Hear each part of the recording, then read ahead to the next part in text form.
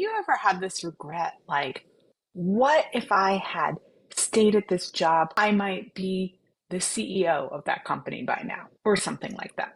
If so, today's learning snack is for you. I'm Joe Ilfeld, CEO and founder of Insight to Leadership.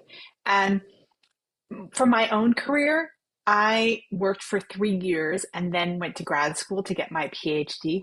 And I often think, what if I had stayed and been in the job market for those 5.5 years instead of going to grad school?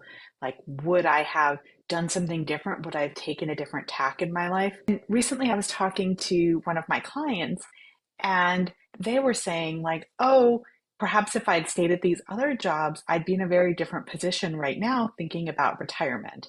As we talked about it further, we started to investigate, well, what would happen if you had stayed at those jobs? Let's play it out. What would it be like? What would your career have been like? What would your happiness have been like? And what it really came down to is staying at those jobs might have been good for retirement purposes, but it would have been horrible for impact and life purposes.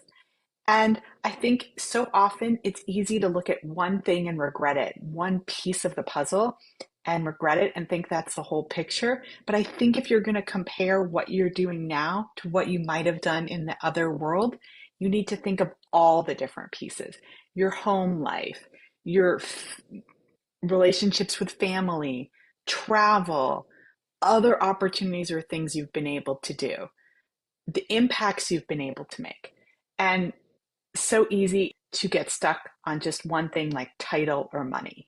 So the next time you have any kind of regret about what if I had done something differently, try to play it all the way out and see what you learn from that. I hope you've enjoyed this learning snack.